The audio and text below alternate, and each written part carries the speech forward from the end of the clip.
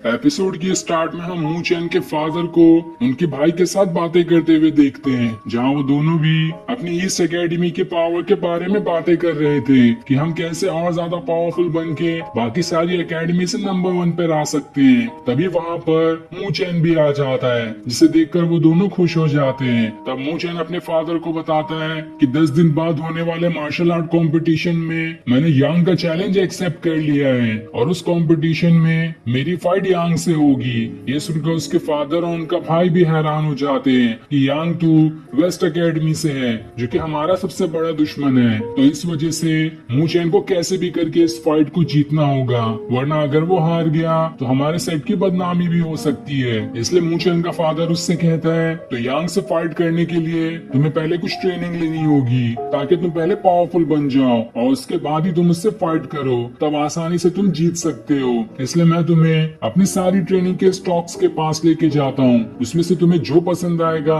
तुम वो रख सकते हो। जिसके बाद मू चैन का फादर उसे अपने स्टॉक के पास लेकर आता है, जहाँ अलग अलग स्क्रॉल और बाकी सारी चीजें थी और उनके अंदर अलग अलग टेक्निक लिखी होती है और वो सारी टेक्निक अलग अलग लेवल के हिसाब से रखी हुई थी। जो जिस लेवल पर है उस लेवल के हिसाब की वो टेक्निक ले सकता है और उसे वो कल्टीवेट भी कर सकता है, जिस वजह से उसकी पावर्स बढ़ जाएगी और वो आसानी से उस टेक्निक को सीख जाएगा।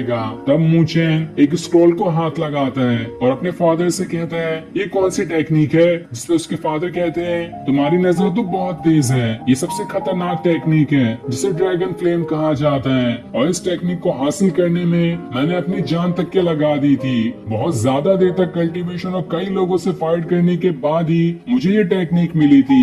अगर तुम इसे सीखना चाहते हो तो ये बहुत अच्छी बात है। लेकिन मू चैन आगे बढ़ जाता है और बाकी सारी टेक्निक को भी देखने लगता है। तब उसे वहाँ पर एक बैच दिखाई देता है जिस पर भी एक टेक्निक लिखी हुई थी और वो जैसे ही उसे छूता है वो ग्लो करने लगता है। ये देखकर मू चैन भी हैरान हो जाता है। तब वहाँ पर उसके फादर आते हैं जो उससे कहते हैं तुम्हें ये टेक्निक नहीं लेनी चाहिए, ये आखिरी टेक्निक है जो तुम्हारी माँ तुम्हारे लिए छोड़कर चली गई थी। उसने जाने से पहले ये कहा था कि अगर मू चैन यहाँ पर आए तो उसे यही टेक्निक लेने देना, अगर वो इस टेक्निक को नहीं यूज करता है सारे की सारी टेक्निक को खत्म कर देना। ये सुनकर मू चैन एकदम हैरान हो जाता है और वो अपने फादर से कहता है कि आखिर माँ कहाँ पर चली गई, कहीं उनके जाने की वजह मैं ही तो नहीं था। जिस पर उसके फादर कहते हैं काफी सारी चीजें होती है जो बताई नहीं जाती, इन चीजों को बताने से फायदा तो नहीं होता, बस दुख होता है, इसलिए तुम्हें वो नहीं जानना चाहिए। तब ये सुनकर मू चैन उनसे कहता है आपकी बातों से लग रहा है कि आप हर टाइम मेरी माँ को याद करते हैं, इसलिए मैं आपसे वादा करता हूँ कि चाहे कुछ भी हो जाए मैं अपनी माँ को वापस ला कर ही रहूंगा, भले ही इसके लिए मेरी जान क्यों न चली जाए, चाहे कितनी भी मुश्किलों का सामना करना पड़े, मैं अपनी माँ को वापस ला कर ही रहूंगा। जिसके बाद वो उस बैच को लेकर चला जाता है। अब मू चैन अपने कमरे में आकर अपने माँ की दिए हुए बैच वाली टेक्निक को सीखने लगता है, जिसे सीखते हुए वो स्पिरिचुअल वर्ल्ड के अंदर ही चले जाता है, जहाँ पर वो उस टेक्निक को सीख रहा होता है और वो टेक्निक धीरे धीरे उसके बॉडी में समाने लगती है, जिससे उसे तकलीफ भी हो रही होती है। लेकिन वो खुद से कहता है तकलीफ के बगैर कभी कोई पावरफुल नहीं बन सकता, इसलिए मुझे कितनी भी तकलीफ हो मैं इस टेक्निक को सीख कर ही रहूंगा। जिसके बाद वो दोबारा से कल्टीवेट करते हुए उस टेक्निक को सीखने लगता है। इधर हम यांग को देखते हैं जिसे उसके फादर ने एक स्पिरिट स्टोन दिया था। ये देखकर उसे समझ नहीं आ रहा होता है कि आखिर ये किस काम का स्पिरिट स्टोन है। तब मोबाइल उससे कहता है तुम तो बहुत बड़े बेवकूफ हो, तुम जानते भी नहीं कि ये कौन सा स्पिरिट स्टोन है, इसे सोल ब्रेकर कहते हैं और ये बहुत ही ज्यादा पावरफुल है, इसलिए तुम इस स्टोन वाली टेक्निक को सीखो और दिखा दो सभी को कि हमारा सेट कितना ज्यादा पावरफुल है, तुम्हें कुछ भी करके उस कंपटीशन को जीतना ही होगा। और इतना कहने के बाद वो वहाँ से चला जाता है। दूसरी तरफ हम मू चैन को देखते हैं जो अभी तक अपना कल्टीवेशन कर रहा था और धीरे धीरे कल्टीवेशन करते हुए उसे वो टेक्निक आ भी जाती है, इसलिए वो उस टेक्निक का इस्तेमाल करता है और जैसे ही अपने हाथ से ऑरा निकाल कर एक पत्थर पर अटैक करता है वो पत्थर चकनाचूर हो जाता है। तब वहाँ पर उसके फादर अपने भाई के साथ आ जाते हैं जो ये देखकर काफी खुश होते हैं कि मू चैन ने इतनी जल्दी ये टेक्निक सीख ली। इसके बाद उसके फादर उससे कहते हैं तुमने ये टेक्निक तो सीख ली, लेकिन इसे टेस्ट कहाँ पे करोगे, इसलिए मेरे पास एक आइडिया है तुम्हारी टेक्निक को टेस्ट करने का। मैं तुमसे फाइट करूंगा और अगर तुम उसमें जीत गए तो मैं मान जाऊंगा कि तुम पावरफुल बन चुके हो और तुमने ये टेक्निक भी अच्छे से सीखी है, साथ ही यांग को भी उस कंपटीशन में हरा सकते हो। ये सुनकर मू चैन कहता है अरे मैं आपसे कैसे फाइट कर सकता हूँ, आपकी पावर्स तो तो मुझसे 100 गुना से भी ज्यादा है और मैं कैसे आपसे जीत पाऊंगा। तब उसके फादर उससे कहते हैं, अरे तुम ज्यादा सीरियस मत लो, मैं नहीं तुमसे फाइट करूंगा बल्कि मेरा स्पिरिट बर्ड तुमसे फाइट करेगा। उसके 3 अटैक से तुम बच गए तो मैं मान जाऊंगा कि उस कंपटीशन के लिए तुम ठीक ठाक पावरफुल बन चुके हो। तब ये सुनकर मूचेन अपने फादर के स्पिरिट बर्ड से लड़ने के लिए तैयार हो जाता है और अपने फादर से कहता है, मुझ पे कोई मर्सी नहीं दिखाना, जितनी खतरनाक हो सकती है इस बर्ड से उतनी खतरनाक अटैक करवाना। तब ये देखकर उसके फादर सबसे पहला अटैक कराते हैं, जिस अटैक से तो मूचेन आसानी से बच जाता है। ये देखकर उसके फादर खुश हो जाते हैं कि चलो पहले अटैक से तो तुम बच गए।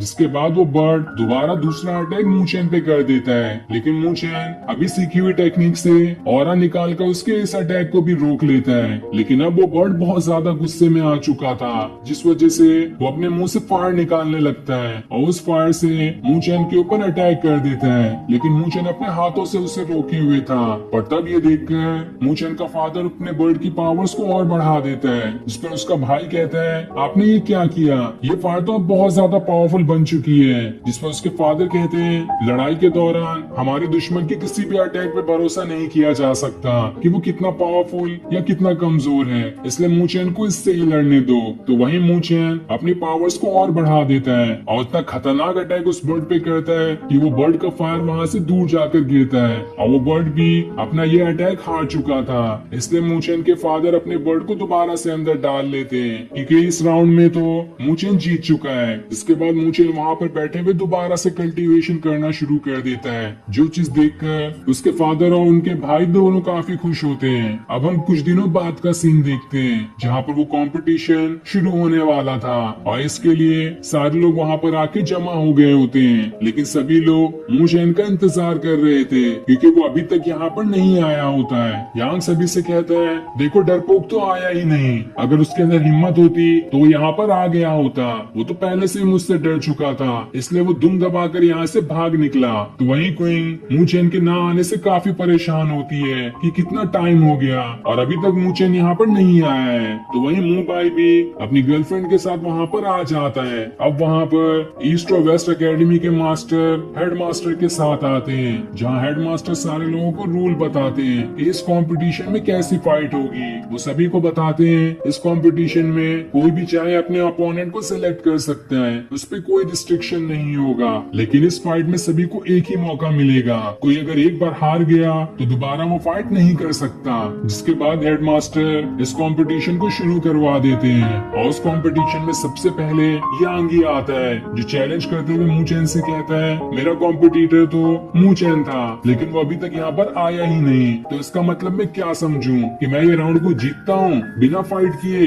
तब ये सुनकर तान अरीना के अंदर आ जाता है और फिर वो यांग से कहता है, मूचेन नहीं आया तो क्या हुआ, उसके बदले मैं तुमसे फाइट करने के लिए यहाँ पर आया हूँ। तब यांग उससे कहता है, पिछली बार भी तुम हारे थे, इस बार भी हारने का इरादा है क्या? इस पर तान कहता है, मैंने अभी अपना कल्टीवेशन किया है। इसके बाद वो उसे अपनी पावर्स भी दिखाता है। ये देखकर सभी खुश हो जाते हैं, लेकिन तब यांग उससे कहता है, ठीक है तो फिर तुम इसी पावर के साथ मुझसे फाइट करो, मैं तब भी तुम्हें हरा दूंगा। इसके बाद उन दोनों की फाइट शुरू हो जाती है। दोनों लगातार एक दूसरे के ऊपर अटैक किए जा रहे होते हैं, लेकिन इस फाइट में भी यांग उससे कहीं ज्यादा पावरफुल दिखाई दे रहा था, क्योंकि जब यांग मूचेन को भी चैलेंज कर चुका है तो वो तान से कैसे हार जाएगा। वो लगातार कई सारे अटैक तांग पे किए जा रहा होता है, जिस वजह से अब उसके अंदर हिम्मत भी नहीं बचती खड़े होने की, और तब भी यांग नहीं रुकता और उसके ऊपर इतना खतरनाक अटैक करने वाला होता है कि इससे तान की जान ही चली जाए। पर ये अटैक करने से पहले ही मूचेन वहाँ पर आकर उसके अटैक को रोक लेता है। ये देखकर सारे लोग खुश हो जाते हैं और फिर ये सीन दिखाते ही ये एपिसोड यहीं पर एंड हो जाता है। Thanks for watching.